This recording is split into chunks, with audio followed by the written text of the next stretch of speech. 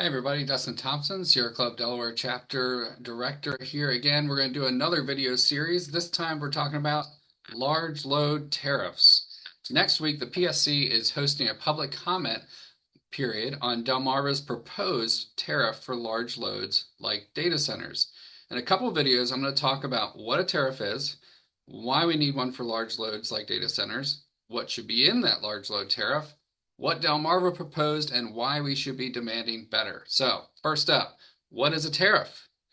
I'll start out by saying that a tariff in this context is not a tax like those economic tariffs we are hearing about all over the news all the time, being applied on this goods or that good from this country or that country. This is sort of one of those situations where we have the same word with multiple meanings in different contexts. So, in this context, a tariff is essentially the rules that regulate how a utility like Delmarva interacts and manages and charges certain classes of customers. And more importantly for this conversation, they serve essentially as like a bucket that different customers can sort of fall into. And these buckets help make sure that customers in one bucket are not driving costs up for customers in another bucket. So in Delaware, we have several different tariffs. We have a large commercial tariff, a small commercial tariff, residential tariff, we have a transmission user tariff, and some others. Suffice it to say, though, that we have several buckets already, and what we need to do is create a new bucket for this new industry that's trying to come to Delaware. So this is not something new or unique to Delaware. All 13 states in the PJM region, if you don't know what PJM is, check out our other videos. So all 13 states in PJM are either working on this or have already done it.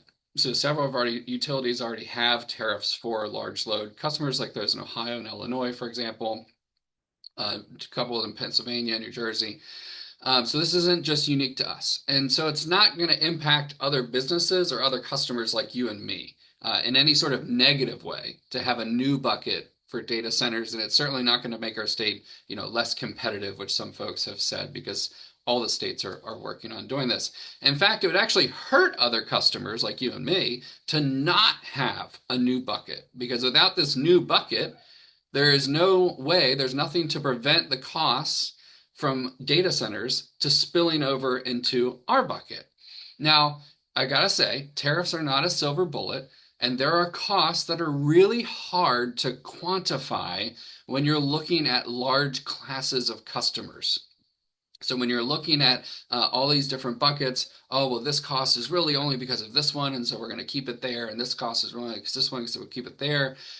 There are like regional issues around the capacity market. If you don't know what that is, again, check out our other videos that are really hard to quantify, like, oh, well, this portion of that capacity market increase is attributable to this bucket, and so we'll put that there, and this much of it is for this bucket, and we'll put that there.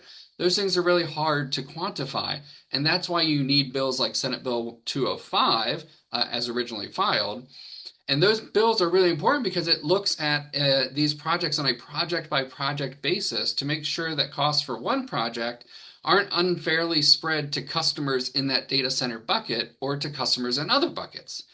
So this is one policy amongst several that we have to do in order to, as best as we can, capture and shield all of these other customers, small businesses and residential customers, from the impact of data center development. Now, in the next video, we're going to talk about why we need to create this specific bucket for large loads like data centers. So stay tuned.